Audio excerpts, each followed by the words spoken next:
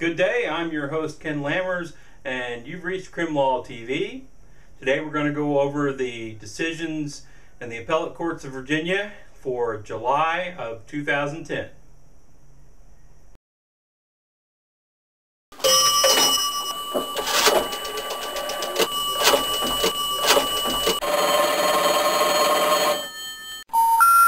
The number you have reached, 911, has been changed to a non-published number.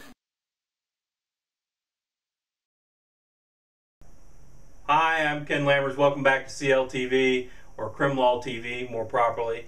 Today I posted up the changes in law at Virginia Criminal Cases and Law, and so I thought that I'd do a Crim Law TV and discuss them all with you. Most of these are from the Court of Appeals of Virginia. There was no Supreme Court of Virginia decision during July 2010 as well.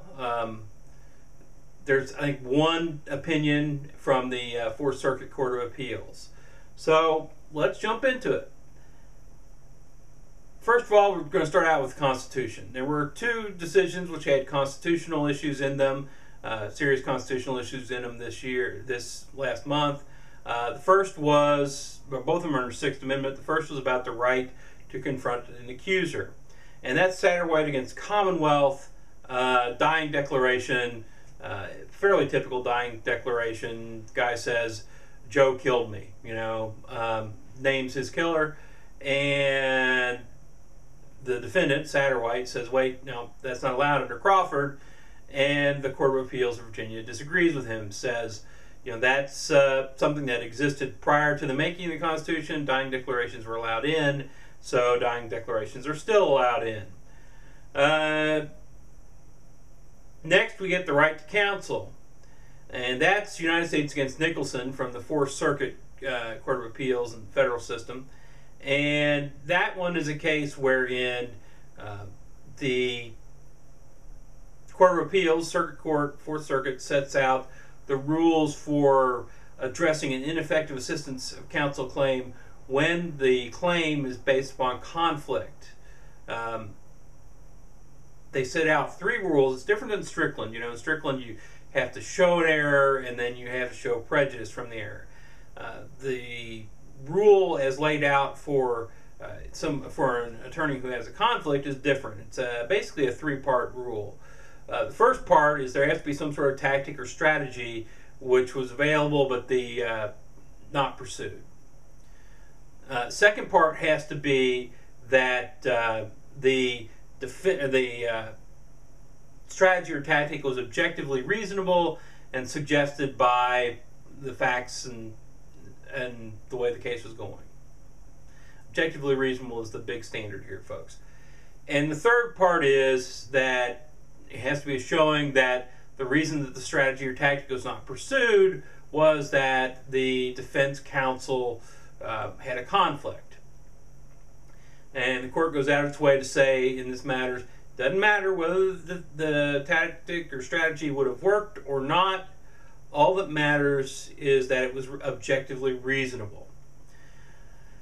Going forward on this basis, the Circuit Court, Fourth Circuit, finds that when an attorney has client A who is claiming that the reason he possessed firearms after he was a felon was for self-defense, and the attorney has client B who has threatened to kill client A, who has shot client A's brother, and who has killed client A's stepfather, that in such a case there's a conflict, and when the defense counsel doesn't pursue client A's self-defense strategy or tactics, either in the case at large or in the sentencing in particular, well then he's doing that because he's conflicted between his duties to client B and his duties to client A, and so they bounce this case back.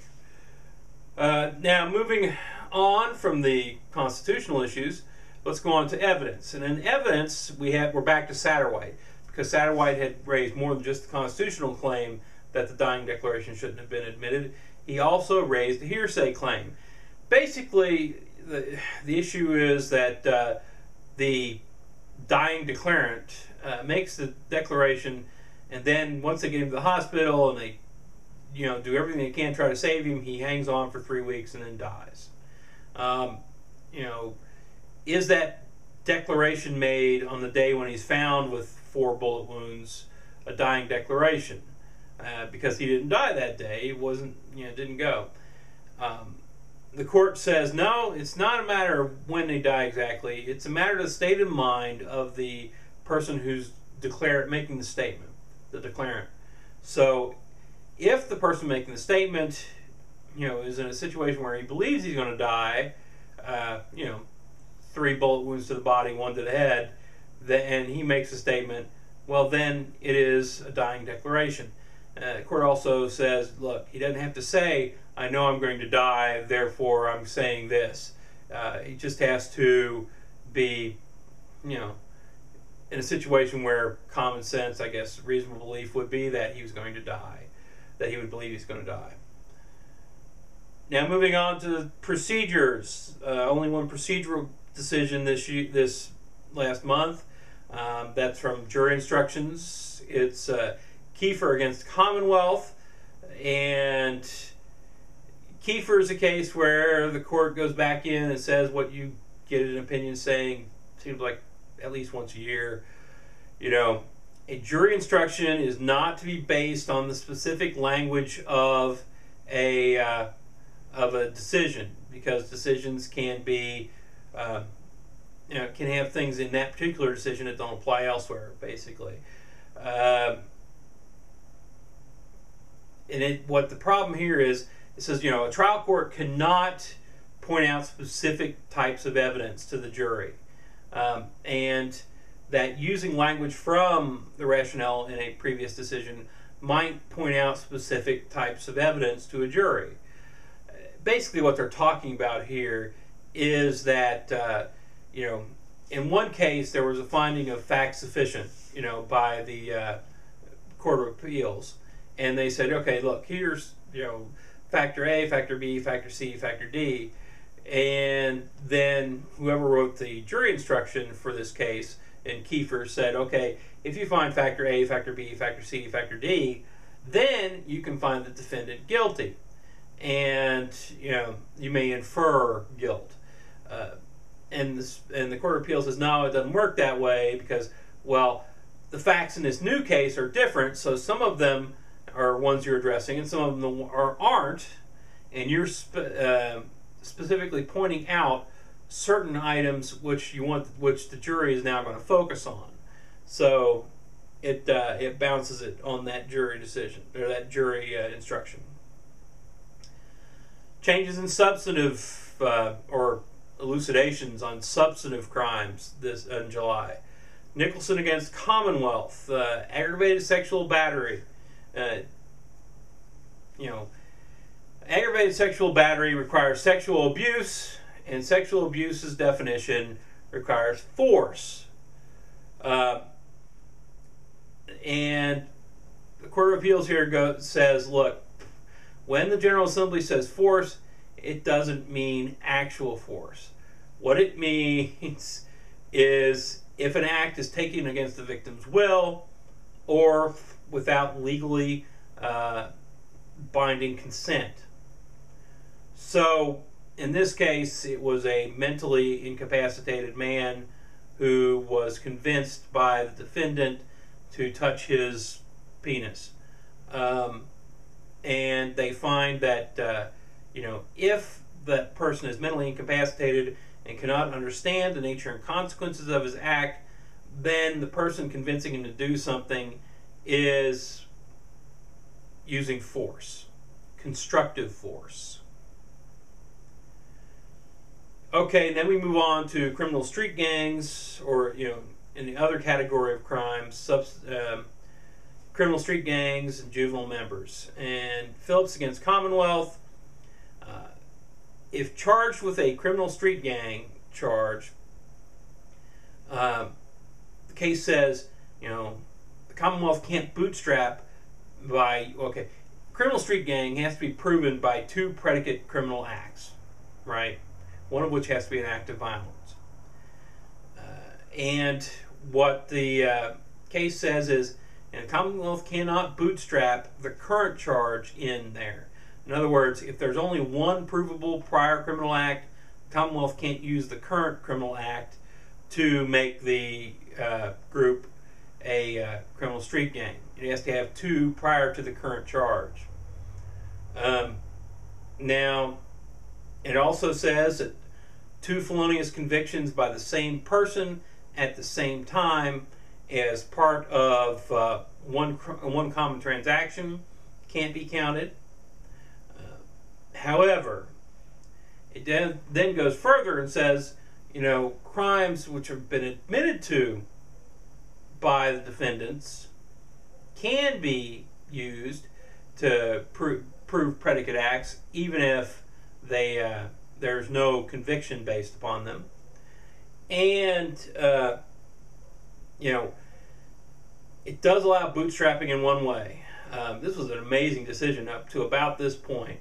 And it says, look, if when juvenile joins the gang, or when somebody joins the gang, there's a person in the gang of a certain rank, and a police officer who's a gang expert testifies on the stand that the only way you get to that rank is by committing crimes, then you can assume, infer, however you want to state, that a crime was committed to get to that rank. That's rough. That's really bootstrapping. But the rest of it's really good. Okay, and it's also, in order to prove a juvenile is a member of a criminal street gang, the fact that a juvenile, that you're charging them for inducing a juvenile to enter, doesn't mean that you can use that juvenile who they're inducing to enter or getting to join as the juvenile in the street gang. It has to be somebody prior to, there has to be proof that a juvenile was there prior to the current charge. And last for today is a probation decision. Cuthbertson against Commonwealth. And Cuthbertson, there was the rules were one thing when Cuthbertson was convicted. The rules changed before Cuthbertson finished his incarceration, and when he got out, they were different. And pursuant to the change in the rules, if they were the same as they were when he was convicted, the court wouldn't have had time to bring him back before the court and find him guilty of violating his probation. If they were the same as when he came out of jail, out of prison, then the court can find him, does have time to find him guilty of violating his probation. So the Court of Appeals goes through and says, look, this is a procedural matter. Procedural matters don't occur, or procedure can be changed through time. Substantive issues are what they are at the time the person is convicted. Procedural stuff can change as you go through. And they say, look, he wasn't on probation when he was in jail. So none of this probation stuff counted until he got out of jail or out of prison. And therefore, the new procedural rule, which had come into being before he got out of prison, is the one that applies.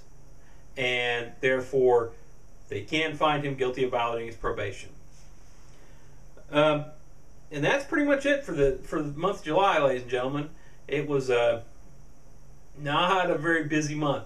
Now, I've already looked at what's coming down the pipe so far for August. It looks like the courts have fired up again, so next month should be a lot more to talk about.